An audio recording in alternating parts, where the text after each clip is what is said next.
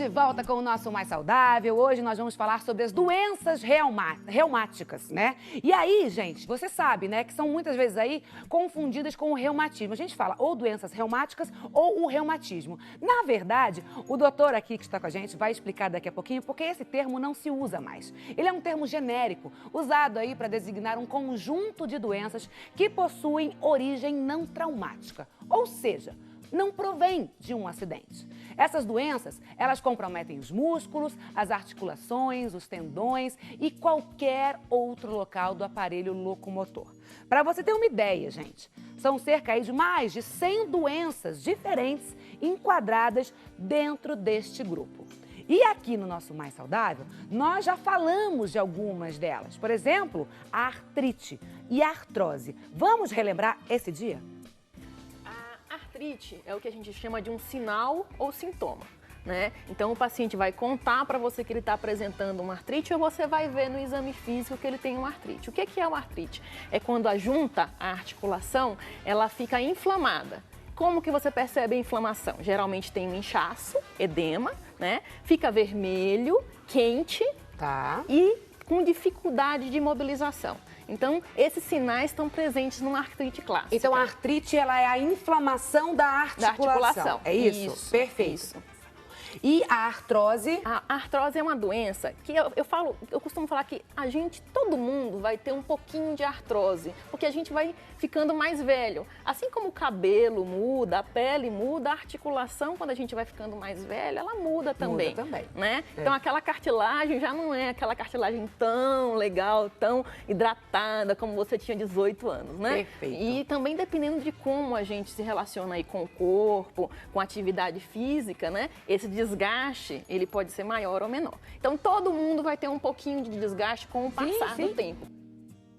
Esse programa foi um grande sucesso e tenho certeza que o programa de hoje, assim como todos que a gente faz, também vai ser um grande sucesso e a gente conta sempre aí com a sua participação, porque nós vamos falar de doenças reumáticas. Hoje nós vamos dar ênfase à fibromialgia e ao lúpus. E para falar com propriedade aqui, a gente recebe sempre, né, grandes especialistas. Está aqui com a gente, aqui sentado já no sofá, o Dr. Rubens Bonfiglioli, que é reumatologista. Obrigada pela presença, doutor. Obrigado pelo convite. Vamos esclarecer todas as dúvidas, certo? Claro. Falar com propriedade sobre fibromialgia. Palavrinha danada essa, hein, doutor? Enrola a língua um pouco. Não é? Fibromialgia e lúpus. E de volta aqui também no nosso Mais Saudável, o fisioterapeuta Roberto Hernandes Morales, que hoje também trouxe técnicas e atividades para quem tem a fibromialgia e o lúpus, correto? Sim. Dá para fazer, tem que se exercitar, né? Tem que se exercitar para amenizar os sintomas das doenças. Perfeito. E a gente quer, lógico, a sua participação. Então começa a pegar o telefone aí, espanta a preguiça e começa a conversar com a gente, porque eles estão aqui esperando a sua dúvida, a sua pergunta. É tão fácil, gente. 0800, você não paga a ligação, é só participar. 777-0021, tem o 19-3871-9620. Se você quer conversar com a gente também, através aí do nosso e-mail, por favor, maissaudável@rs21.com.br e daqui a pouquinho a sua pergunta entra na tela através do nosso auditório virtual. Para a gente começar, doutor, vamos explicar, se o senhor quiser me acompanhar até aqui o plasma também, por favor, porque a gente, nesse programa, a gente anda, doutor, a gente gosta de andar, de se movimentar. Por favor, aqui. Vamos explicar o que é a fibromialgia? Pode ficar aqui, doutor Rubens, que fica melhor. E eu vou me colocar deste lado aqui. Dá licença, gente. Okay. Aqui a gente tem o que é a fibromialgia, uma explicação clássica, né? Uma síndrome clínica que aumenta a sensibilidade à dor. É como se o cérebro interpretasse os estímulos de forma exagerada, causando uma dor sem necessariamente o paciente ter uma lesão no corpo. Confere essa explicação? Exatamente, está correto.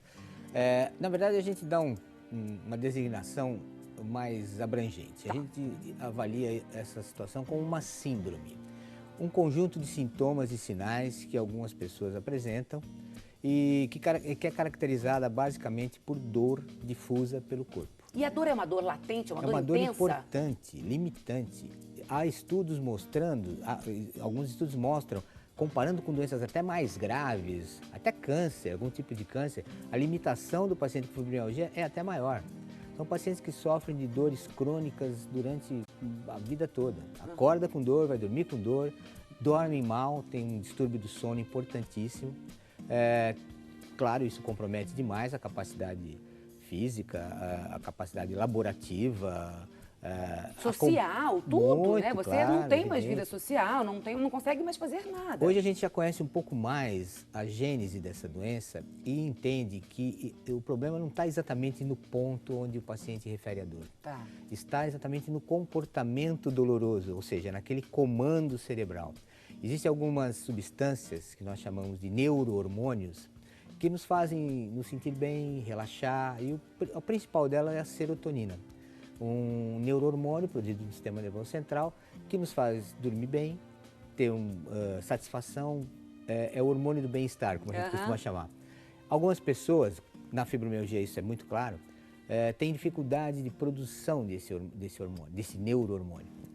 E é engraçado que você não consegue dosar, isso não está no sangue, né? Está no sistema nervoso. E também não tem como você repor isso, porque cada um faz o seu, produz o seu.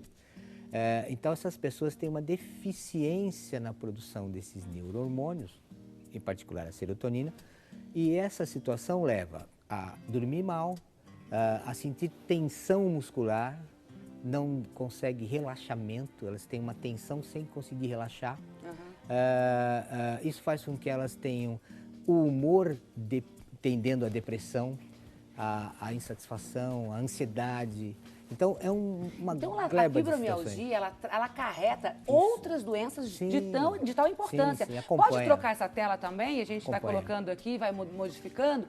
Tem uma onde a gente apresenta aí os sintomas e tudo mais. Vamos voltar aqui, ó. A gente fala dos sintomas, a gente pode sentar aqui no nosso sofá, doutor?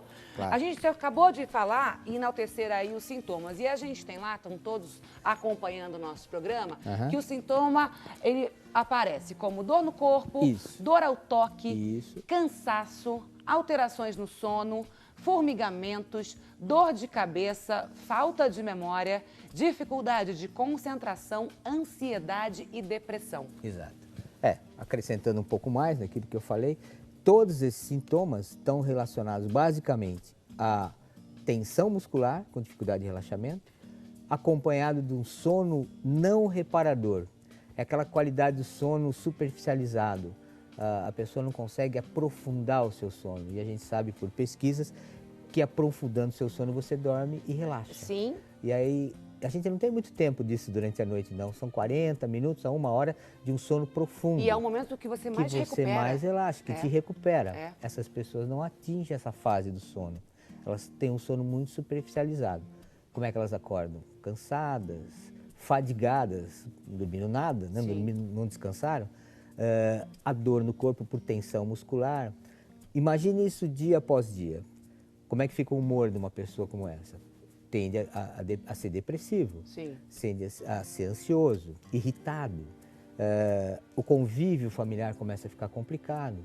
Essa pessoa está sempre com dor, né? Já nem pergunta mais como é que está, porque está sempre com dor. E a própria pessoa também começa a sofrer um preconceito, né, com a sociedade. Porque você realmente tem a dor, porque você sofre com a fibromialgia, mas quem não sente, né, não entende. Então a pessoa fala, ai, lá vem o reclamão, lá vem a pessoa que vive reclamando. Esse é o maior problema desses pacientes. Né? Hoje, gente, nós estamos aqui, você que acabou de ligar aí a sua TV, nós estamos falando sobre doenças reumáticas. Já fizemos um programa muito especial falando sobre artrite, sobre artrose, e hoje nós vamos falar sobre a fibromialgia e o lúpus. A gente fala da doença reumática, como eu abri o programa, doença reumática ou reumatismo. A gente não usa mais esse termo reumatismo. Por que isso, doutor? Porque, na verdade, é um termo muito antigo, né? É um termo que abrangia vários sintomas, sinais, se misturava muitas coisas, porque não tinha especialidade bem definida. Por incrível que pareça, as doenças reumáticas são muito antigas, mas a especialidade reumatologia, principalmente no Brasil, não chega a 80, 90 anos. Entendi. Porque não existia um estudo adequado, aprofundado. O conhecimento, principalmente da imunologia, dos fenômenos imunológicos, que são responsáveis por muitas dessas doenças, o conhecimento do aspecto neurológico envolvido nessas doenças. Então, a gente generalizava tudo reumatismo, né? Agora não, Agora né? a gente sabe que as doenças reumáticas têm nome, sobrenome, tratamento. Não é tudo uma coisa só. E tem o especialista aqui para tentar desvendar tudo isso. E esse especialista está aqui no nosso estúdio esperando a sua pergunta, a sua questão. Você que sofre de fibromialgia ou você que sofre de lúpus, quer tirar dúvida, quer conversar com a gente, quer contar o seu caso? Por favor, pegue o telefone, liga 0800 777 0021. Tem também o 19 3871 9620 ou participe aí através do e-mail, que a sua questão entra aqui no nosso auditório virtual maissaudável@rs21.com.br. Doutor, vamos falar sobre os fatores de risco da fibromialgia? Claro. O que a gente entende hoje é que a parte familiar tem muito a ver com isso. A tendência genética. A gente ainda não entende bem qual é o comportamento genético, mas familiares de quem tem fibromialgia podem sofrer de fibromialgia. Parece que existe uma certa agregação dentro de famílias. Então isso a gente já começa a perceber melhor. Já é um fator de risco para pessoas que começam a apresentar sintomas.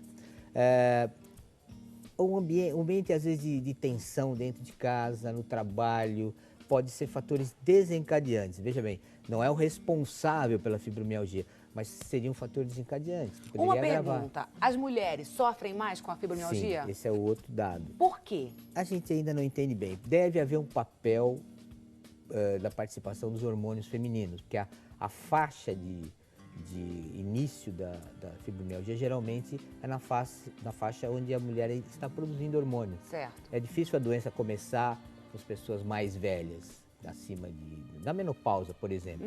Pode até levar a doença até lá, mas o início geralmente é na fase de vida entre os 30, 40 anos, onde a participação hormonal existe. Então, provavelmente, a gente entende que deva haver um papel, ainda não se conhece muito bem isso, de estimulação, né, nos sintomas, nos sinais, etc.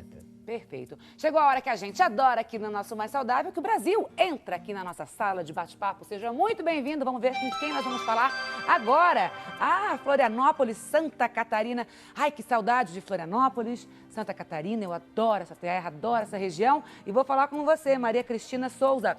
Muito obrigada pela sua participação. Você aí em casa também participe com a gente. Nós estamos falando hoje sobre doenças reumáticas, a fibromialgia e o lúpus. Então você pode estar aqui na nossa tela com interatividade total no nosso Mais Saudável. É só participar através do nosso e-mail maissaudável@rs21.com.br ou então as meninas do call center estão te esperando. 0800 777 0021. Você não paga a ligação. 19 3871 9620. Vamos lá. Ela pergunta aqui. Oi, Cissa, adoro você e o programa. Obrigada, meu amor. Aprendo sempre. É para isso que a gente está aqui, tá bom? Gostaria de sanar uma dúvida que tenho. Sofro de síndrome do intestino irritável e tenho muitas dores no corpo, o tempo inteiro, sem explicação. Será que posso ter fibromialgia? Beijos. Beijo para você também, Maria. Doutor, uma pergunta. O que tem a síndrome do intestino irritável com a possibilidade da fibromialgia? Tem muito a ver. Tem muito a ver? É uma relação muito grande. A síndrome do cólon, ou intestino irritável, como a gente costuma chamar, muita gente vai identificar isso, é fácil. É aquela situação de emergência que o paciente sofre para ir ao banheiro rápido, quando está sobre um estresse, sobre uma tensão. Tem algumas pessoas que sofrem disso com muita frequência. Na fibromialgia, e isso é comandado pelo sistema nervoso central também. Na fibromialgia, isto é uma das manifestações fora do aparelho locomotor, uma manifestação do aparelho digestivo, quer dizer, uma estimulação grande na necessidade de evacuação, muito rápida, que aparece nessas condições. É óbvio que precisa ser avaliado por um colega, porque tem outras causas também que levam a isso, né? Vamos falar como é feito o diagnóstico? Sim. Como uma pessoa realmente fala, eu tenho fibromialgia. Maria Cristina, pode ter ligação, mas como o doutor mesmo disse, você precisa ir a um reumatologista, tá bom? Beijo, meu amor. Então, o diagnóstico não é tão fácil não, porque como não existe um exame específico, não há nenhum teste que você faça para fibromialgia. Um raio-x, uma ressonância, o que quer que seja. Muitas vezes os pacientes fazem tudo isso, mas para descartar outras condições. Então, o diagnóstico é um diagnóstico de exclusão. Você tem que excluir vários fatores para no final da história falar, olha, tudo que eu investiguei não encontrei. Então é um diagnóstico difícil. Difícil, muito difícil. Existem algumas regras que a gente segue. Por exemplo, a dor generalizada pelo corpo, o distúrbio do sono, pontos de sensibilidade específicos, depois a gente puder mostrar, tem um local que a gente aponta, que o paciente refere as dores, a gente vai lá e confere isso. Mas principalmente nós precisamos descartar outras condições. Condições até não reumáticas. Por exemplo, o hipotireoidismo é uma situação que pode generalizar sintomas. Até doenças mais graves, malignas, doenças hepáticas, doenças sistêmicas de uma maneira geral. O início de um outro tipo de doença reumática, como a própria artrite, a artrite reumatoide. O próprio lúpus, numa fase inicial, nós vamos conversar melhor sobre ele, pode mimetizar um quadro de fibromialgia. Então, não adianta, o reumatologista é a pessoa indicada para tentar separar todos os É o dados, investigador dessa grande história, sem né? dúvida, Agora, Roberto, você como fisioterapeuta também ajuda muito, né? Sim. Principalmente quem tem fisioterapia, como o doutor mesmo falou, causa muita dor, né? É um momento difícil, tanto para quem sofre quanto para a família. Você trouxe aqui alguns exercícios que a gente deve fazer no momento de crise? Sim, exercícios... Então espera, que você me conta daqui a pouco, tá bom? Enquanto isso, você aí em casa, pega o telefone e participa com a gente. Hoje nós estamos falando sobre as doenças reumáticas, principalmente sobre a fibromialgia e o lúpus. E a sua participação aqui é pra lá de bem-vinda, porque aqui, você sabe, né? Você não pede, você manda. Então vem com a gente, 0800 777 0021, 1938 71 9620. Eu vou para um rápido intervalo e volto com o Roberto, porque tem sim que fazer atividade física. Você não tem desculpa, hein?